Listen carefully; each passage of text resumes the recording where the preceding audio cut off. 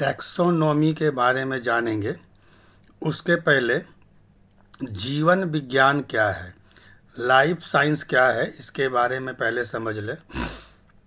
विज्ञान की वह शाखा जो सजीवों के बारे में यानी पेड़ पौधों और जंतुओं के बारे में हमें बतलाता है, उस शाखा को हम कहते हैं जीवन विज्ञान, लाइफ साइंस। इसे हम बायोलॉजी भी कहते हैं, यह वह शाखा है जिसमें पेड़ पौधों और जंतुओं के बारे में हम अध्ययन करते हैं। ऐसे तो इसकी बहुत शाखाएं हैं, किंतु प्रमुख दो शाखा है। जंतु विज्ञान, जिससे अंग्रेजी में जूलॉजी कहेंगे, और वनस्पति विज्ञान, अंग्रेजी में बॉटनी कहेंगे। जंतु विज्ञान के अंतर्गत हम लोग केवल जंतुओं का ही अध्ययन करते हैं, छोटे बड़े सब जंतुओं का अध्ययन करेंगे। और वनस्पति विज्ञान के अंतर्गत हम लोग पेड़ पौधों, वो छोटे हो या बड़े हों, सबका अध्ययन हम बॉटनी या वनस्पति शास्त्र में करेंगे। इसके अलावा भी विज्ञान की बहुत सारी शाखाएं हैं, उसके बारे में भी जानना है। ये बायोकेमिस्ट्री है, जैव रसायन, उसमें बायोलॉजी भी रहेगा, कुछ केमिस्ट्री भी रहेगा।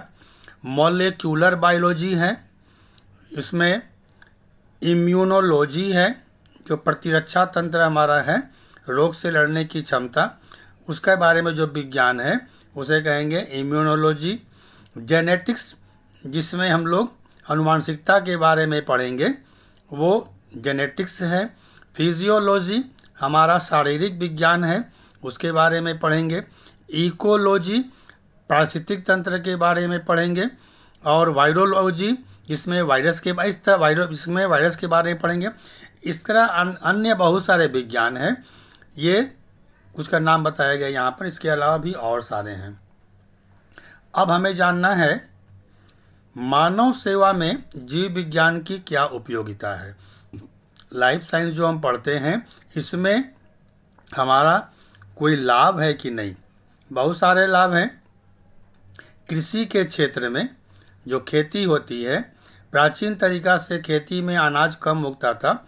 आजकल रासायनिक खाद का प्रयोग करके हम फसलों को बढ़ा रहे हैं। उन्नत बीज, अच्छे किस्म का बीज का प्रयोग कर रहे हैं, उससे हमें अधिक मात्रा में अनाज, फल सब्जी उत्पन्न हो रहे हैं। इसके अलावा कीटनाशक दवाओं का उपयोग किया जाता है, जिससे हमारे फसल में कीड़े मकोड़े या पेस्ट नहीं लगते हैं। ये जीवन विज्ञान का ही योगदान है। औषधि, दवा, प्राचीन काल से ही हमें पेड़ पौधों से जड़ी बूटियाँ मिलती हैं, किंतु आज भी हम लोग बैक्टीरिया और वायरस का उपयोग करके कई प्रकार के रोगों से लड़ते भी हैं और हानिकारक को नष्ट भी करते हैं। वैक्सीनेशन का आविष्कार लाइफ साइंस विज्ञान के द्वारा ही हुआ है। शल्य चिकित्सा ऑपरेशन करके रोगों को ठीक किया जाता है, ये जीव विज्ञान का योगदान है। हॉर्टिकल्चर, बागवानी, इसमें हम लोग फल सब्जी की उन्नत किस्मों को उगाते हैं। ये वैज्ञानिक तरीका से खेती करके अधिक मात्रा में फल और सब्जियों को उगाया जा रहा है। अब इसके बाद हमें जानना है वर्गीकरण विज्ञान, जिसे हम टैक्सोनॉमी कहते हैं। क्लासिफिकेशन में वर्गीकरण होता है जीव विज्ञान की वह शाखा जिसमें जीवधारियों के वर्गीकरण, क्लासिफिकेशन, पहचान और उनके नामकरण का अध्ययन किया जाता है, उसे हम टैक्सोनॉमी या वर्गीकरण विज्ञान कहते हैं। यह वह शाखा है जिसमें सजीवों का वर्गीकरण होगा, उसका नाम से पहचान किया जाएगा और नामकरण किया जाएगा, उसे हम टैक्सोनॉमी या वर्गीकरण विज्ञान कहेंगे। अब एक बहुत ही इम्पोर्टेंट है द्विपद नाम पद्धति, बाइनोमियल नोमेनक्लेचर।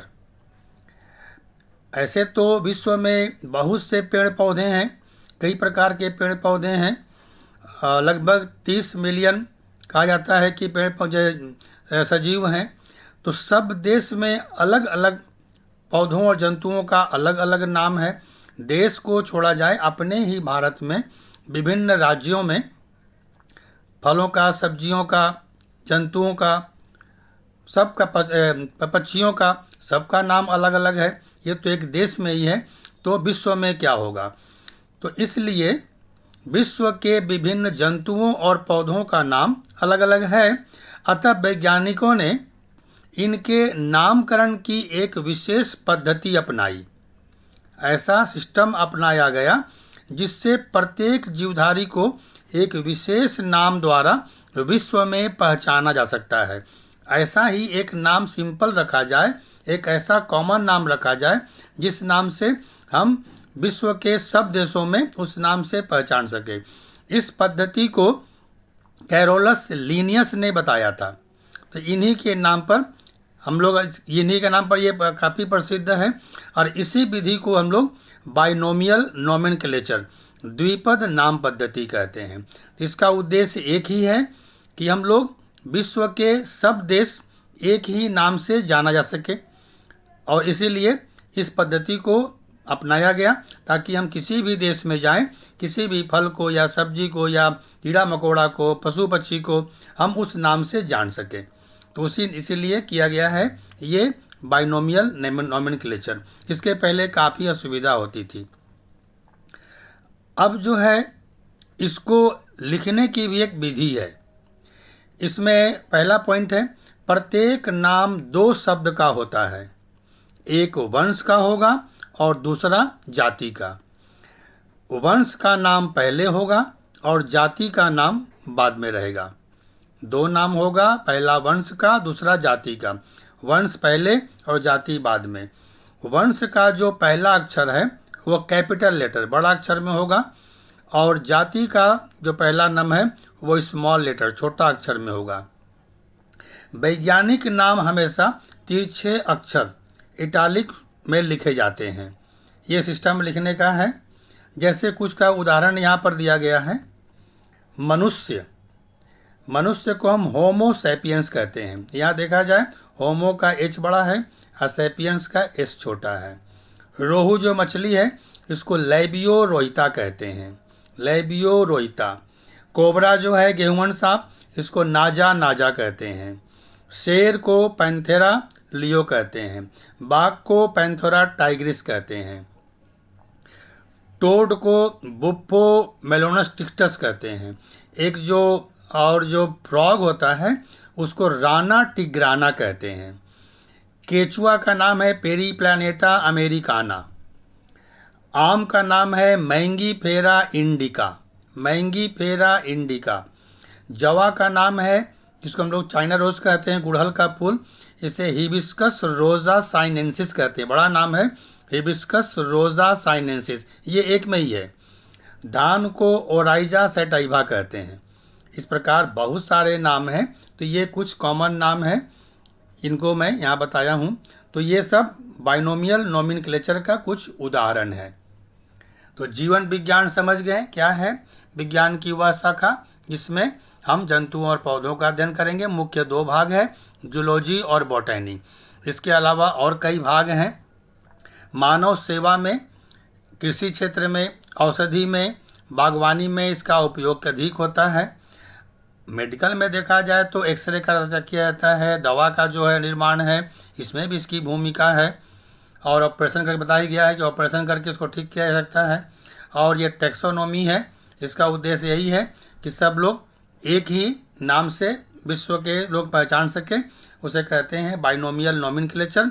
और इसका जो करने वाला जो मुख्य है, जिसकी विधि को अपनाते हैं हम लोग, वो कैरोलस लीनियस है। और कुछ पद्धतियों, कुछ प्राणी और पौधों का मैं नाम यहाँ बताया हूँ।